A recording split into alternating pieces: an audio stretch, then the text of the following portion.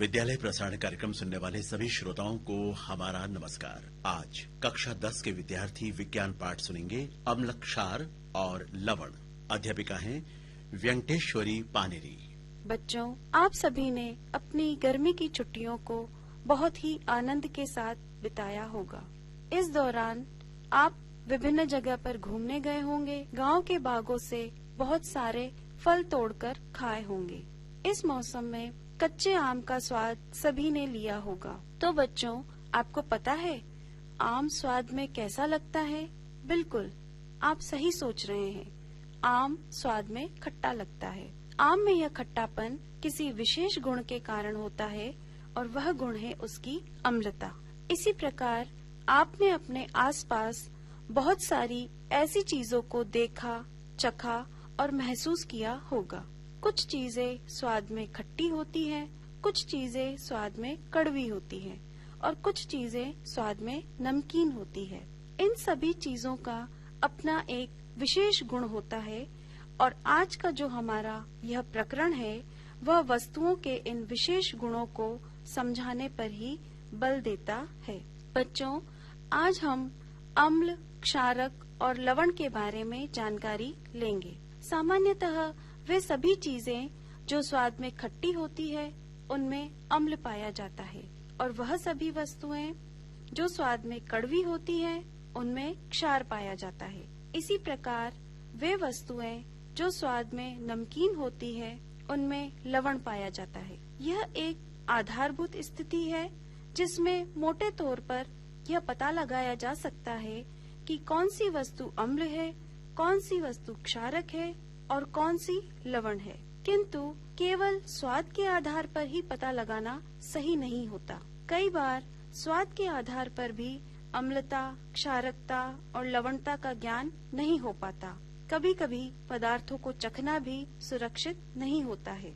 ऐसी स्थिति में एक अन्य माध्यम के द्वारा इन गुणों का पता लगाया जाता है और वह माध्यम है सूचक। आप सबने कभी ध्यान दिया हो, यदि किसी कारण से कपड़ों पर हल्दी का दाग लग जाता है और जब उसे साबुन से धोया जाता है तो वह दाग भूरा लाल हो जाता है और पानी से धोने पर वह पुनः पीले रंग का हो जाता है। क्योंकि साबुन क्षार की प्रकृति का होता है, वह हल्दी के पीले रंग को लाल में बदल देता है। इस प्रकार हल्दी एक सूचक की तरह कार्य करता है। यह एक प्राकृतिक सूचक है।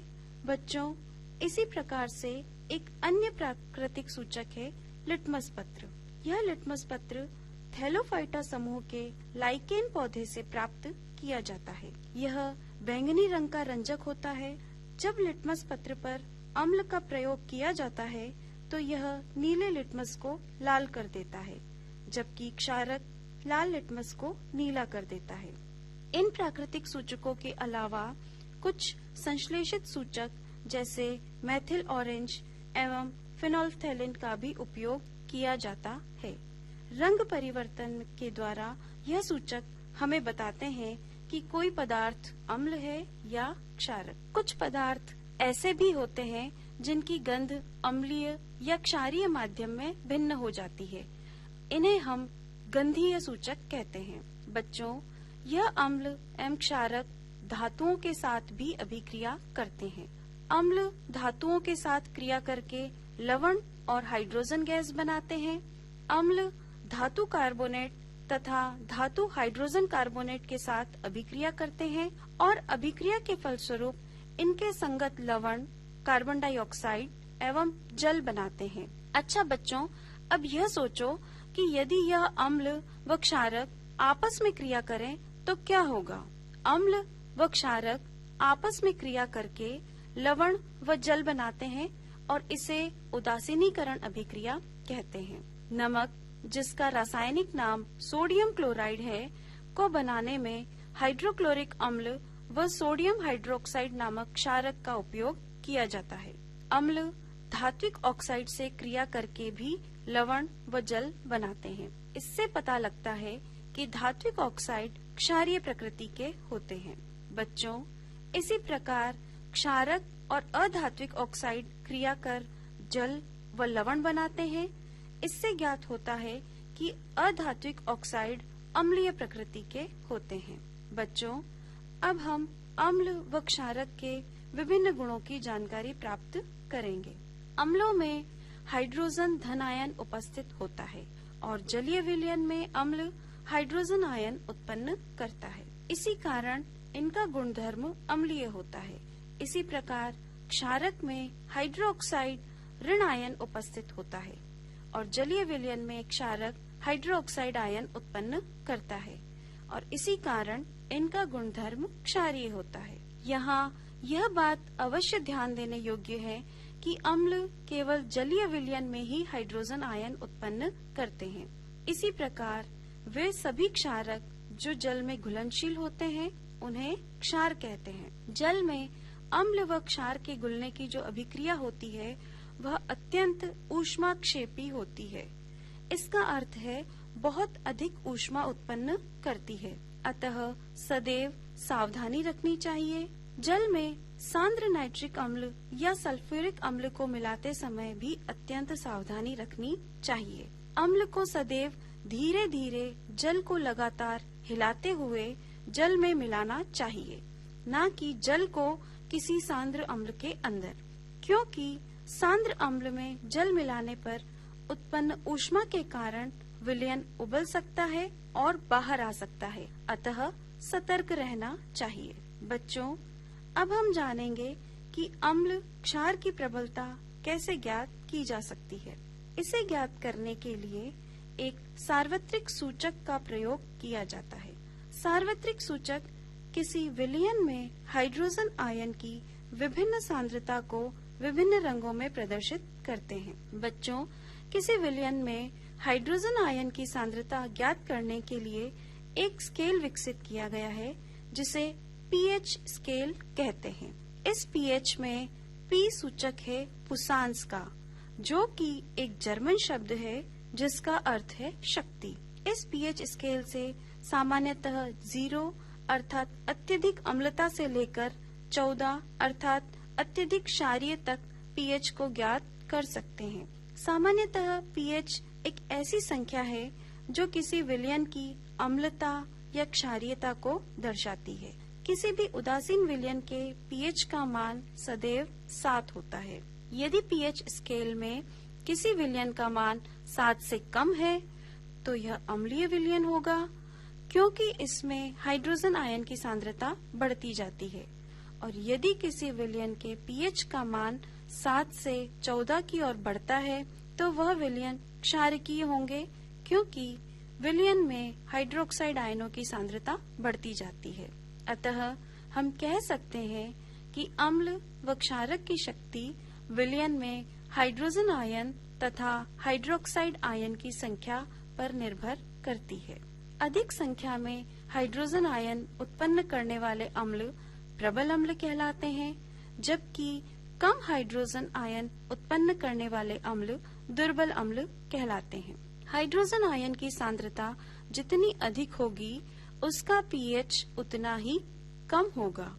इसी प्रकार विलयन में अधिक हाइड्रोक्साइड आयन उत्पन्न करने वाले क्षारक प्रबल क्षारक व कम हाइड्रोक्साइड आयन उत्पन्न करने वाले क्षारक दुर्बल क्षारक कहलाते हैं। यदि पीएच का मान 7 से 14 तक बढ़ता है तो यह विलयन में हाइड्रोक्साइड आयन की सांद्रता को दर्शाता है, अर्थात क्षार की प्रबलता या शक्ति बढ़ती है। प्यारे बच्चों, अब हम दैनिक जीवन में पीएच के महत्व पर बात करते हैं। हमारा शरीर 7 से 7.8 पीएच परास के बीच कार्य करता है।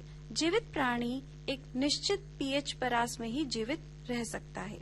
यदि वर्षा जल की पीएच का मान 5.6 से कम हो जाता है तो उसे अम्लीय वर्षा कहते हैं। इस अम्लीय वर्षा का जल जब नदी में प्रवाहित होता है तो नदी के जल के पीएच का मान कम हो जाता है। ऐसी नदी में जलीय जीव जीवित नहीं रह पाते।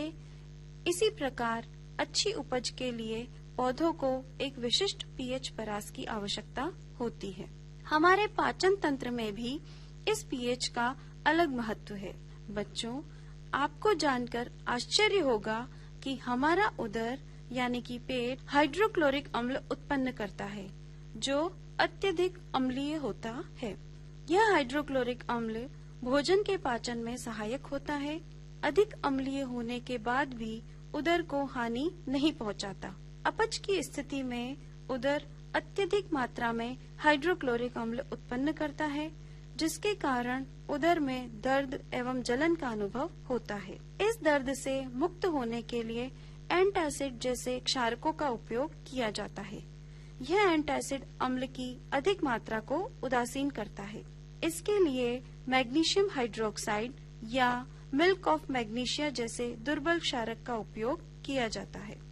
बच्चों, आपको पता है कि यदि हमारे मुंह की पीएच का मान कम हो जाए तो क्या होगा? यदि हमारे मुंह की पीएच का मान 5.5 से कम हो जाए तो दांतों का क्षय प्रारंभ हो जाएगा। हमारे शरीर में सबसे कठोर पदार्थ दांतों पर पाया जाने वाला इनेमल होता है, जो कि कैल्शियम हाइड्रोक्सी एपेटाइट का बना होता है। यह कैल्शियम फॉस्फेट का क्रिस्टलीय रूप है जो जल में नहीं घुलता है। लेकिन मुंह की पीएच का मान 5.5 से कम होने पर यह संक्षारित हो जाता है। मुंह में उपस्थित बैक्टीरिया भोजन के बाद मुंह में अवशिष्ट शर्करा एवं खाद्य पदार्थों का निम्नीकरण करके अम्ल उत्पन्न करते हैं। भोजन के बाद मुंह साफ करने से इससे बचा जा सकता है। मुंह की सफाई के लिए क्षारकीय दंत मंजन का उपयोग करने से अम्ल की अधिक मात्रा को उदासीन किया जा सकता है। इसके फलस्वरूप दंत क्षय को रोका जा सकता है। बच्चों, आपको यह जानकर आश्चर्य होगा कि पशु और पेड़ पौधे भी अपनी आत्मरक्षा के लिए कुछ रसायन उत्पन्न करते हैं जिनमें अम्ल पाया जाता है, जैसे मधुमक्खी के डंक मारने या चींटी के काटने पर दर्द या जलन का अनुभव होता है। इस जलन का कारण उनके डंक में उपस्थित अम्ल ही है। डंक पर दुर्बल क्षार जैसे बेकिंग सोडा की लगाने से आराम मिलता है। इस प्रकार हमारे आसपास पर्यावरण में अलग अलग प्रकार के प्राकृतिक अम्ल पाए जाते हैं, जैसे सिरके में एसिटिक अम्ल, संतरे में सिट्रिक अम्ल, इमली में टार्ट्रिक अम्ल, टमाटर में ऑक्जेलिक अम्ल, दही में लैक्टिक अम्ल, चींटी के डंक में मेथेनोइक अम्ल आदि। बच्चों, अब हम दैनिक जीवन में उपयोग आने वाले लवणों की जानकारी भी प्राप्त करेंगे। प्रबल अम्ल व प्रबल क्षारक से बने लवण का पीएच 7 होता है तथा ये उदासीन होते हैं, जबकि प्रबल अम्ल एवं दुर्बल क्षारक के लवण के पीएच का मान 7 से अधिक होता है तथा ये क्षारकीय होते हैं। समुद्री जल में भी कई लवण घुले होते हैं। इन लवणों से सोडियम क्लोराइड यानी कि नमक को अलग किया जाता है। इस प्रकार प्राप्त नमक हमारे दैनिक उपयोग के कई पदार्थों जैसे sodium hydroxide, baking soda, washing soda, विरंजक चूर्ण आदि के लिए एक महत्वपूर्ण कच्चा पदार्थ है। सोडियम क्लोराइड के जलीय विलयन से विद्युत प्रवाहित करने पर यह वियोजित होता है और सोडियम हाइड्रोक्साइड बनाता है। इस प्रक्रिया को क्लोर क्षार प्रक्रिया कहते हैं। इसी प्रकार सोडियम क्लोराइड के विद्युत अपघटन से क्लोरीन का निर्माण होता है। इस क्लोरीन गैस का उपयोग विरंजक चूर्ण बनाने में किया जाता है। विरंजक चूर्ण का उपयोग पीने के पानी को जीवाणुओं से मुक्त करने के लिए भी किया जाता है। इसके अलावा वस्त्र उद्योग में सूती एवं लिनेन के विरंजन यानी रंग उड़ाने में इसका प्रयोग किया जाता है। इसी तरह सोडियम क्लोराइड से ही बेकिंग सोडा भी बनाया जाता है। बेकिंग सोडा का रासायनिक नाम सोडियम हाइड्रोजन कार्बोनेट है और इसका उपयोग रसोई घर में खस्ता पकोड़े, पाव रोटी या केक में खमीर उठाने में किया जाता है। बेकिंग सोडा भी एंटासिड का एक घटक है।